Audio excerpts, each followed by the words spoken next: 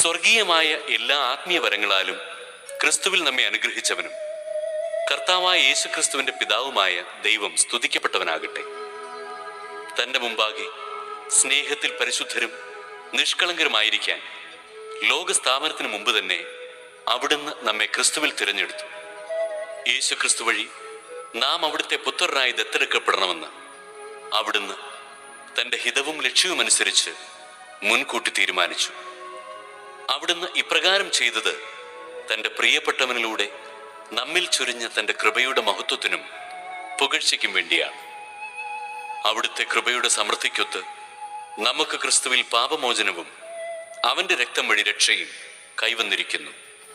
ഈ കൃപയാകട്ടെ അവിടുന്ന് തന്റെ ജ്ഞാനത്തിലും വിവേകത്തിലും നമ്മിൽ സമൃദ്ധമായി ചൊരിഞ്ഞിരിക്കുന്നു. ക്രിസ്തുവിൽ വ്യക്തമാക്കിയ തന്റെ അഭീഷ്ടമനുസരിച്ച് അവിടുന്ന് തന്റെ പദ്ധതിയുടെ രഹസ്യം നമുക്ക് മനസ്സിലാക്കി തന്നു. ഇത് കാലത്തിന്റെ പൂർണ്ണതയിൽ സ്വർഗത്തിലും ഭൂമിയിലുമുള്ള എല്ലാറ്റിനെയും ക്രിസ്തുവിൽ ഒന്നിപ്പിക്കുന്നതിനു വേണ്ടിയത്രേ.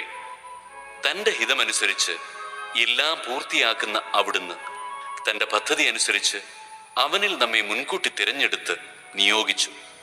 ഇത് ക്രിസ്തുവിൽ ആദ്യമായി പ്രത്യാശയർപ്പിച്ച നാം അവന്റെ മഹത്വത്തിനും സ്തുതിക്കും വേണ്ടി ജീവിക്കുന്നതിനാണ്. രക്ഷയുടെ സദ്വാർത്തയായ സത്യത്തിന്റെ വചനം ശ്രവിക്കുകയും അവനിൽ വിശ്വസിക്കുകയും ചെയ്ത നിങ്ങളും വാഗ്ദാനം ചെയ്യപ്പെട്ട പരിശുദ്ധാത്മാവിനാൽ അവനിൽ മുദ്രിതരായിരിക്കുന്നു. അവിടുത്തെ മഹത്വം പ്രകീർത്തിക്കുന്നതിനുള്ള അവകാശം നാം വീണ്ടെടുത്ത് സ്വന്തമാക്കുന്നതുവരെ ആ അവകാശത്തിന്റെ അച്ചാരമാണ് ഈ പരിശുദ്ധാത്മാവ്. ഒട്ടകരോമം കൊണ്ടുള്ള വസ്ത്രവും അരയിൽ തോൽവാറും ധരിച്ചിരുന്നു. വെട്ടുക്കിളിയും കാട്ടുതേനുമായിരുന്നു അവന്റെ ഭക്ഷണം. ജെറുസലേമിലും യൂദയ മുഴുവനിലും ജോർദാന്റെ പരിസര പ്രദേശങ്ങളിൽ നിന്നുള്ള ജനം അവന്റെ അടുത്തെത്തി. അവർ പാപങ്ങൾ ഏറ്റുപറഞ്ഞ് ജോർദാൻ നദിയിൽ വെച്ച് അവനിൽ നിന്ന് സ്നാനം സ്വീകരിച്ചു.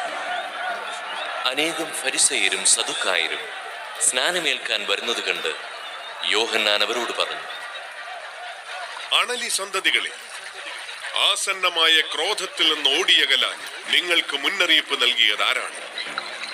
മാനസാന്തരത്തിന് യോജിച്ച ഫലം പുറപ്പെടുവിക്കുവിൻ. ഞങ്ങൾക്ക് പിതാവായി അബ്രാഹമുണ്ടെന്ന് പറഞ്ഞ് അഭിമാനിക്കേണ്ട. ഈ കല്ലുകളിൽ നിന്ന് അബ്രാഹത്തിന് സന്താനങ്ങളെ പുറപ്പെടുവിക്കുവാൻ ദൈവത്തിന് കഴിയുമെന്ന് ഞാൻ നിങ്ങളോട് പറയുന്നു. വൃക്ഷങ്ങളുടെ വേരിന് കോടാലി വെച്ചു കഴിഞ്ഞു. നല്ല ഫലം കായ്ക്കാത്ത വൃക്ഷങ്ങളെല്ലാം വെട്ടി തീയിലെറിയും. മാനസാന്തരത്തിനായി ഞാൻ ജലം കൊണ്ട് നിങ്ങളെ സ്നാനപ്പെടുത്തി. എന്റെ പിന്നാലെ വരുന്നവൻ എന്നേക്കാൾ ശക്തൻ. അവന്റെ ചെരുപ്പ് വഹിക്കാൻ പോലും ഞാൻ യോഗ്യനല്ല. അവൻ പരിശുദ്ധാത്മാവിനാലും അഗ്നിയാലും നിങ്ങളെ സ്നാനപ്പെടുത്തും. വീശുമുറം അവന്റെ കയ്യിലുണ്ട്. അവൻ കളം വെടിപ്പാക്കി ഗോതമ്പ് അറപ്പുരയിൽ ശേഖരിക്കും. പതിര് കെടാത്ത തീയിൽ കത്തിച്ചു കളയുകയും ചെയ്യും.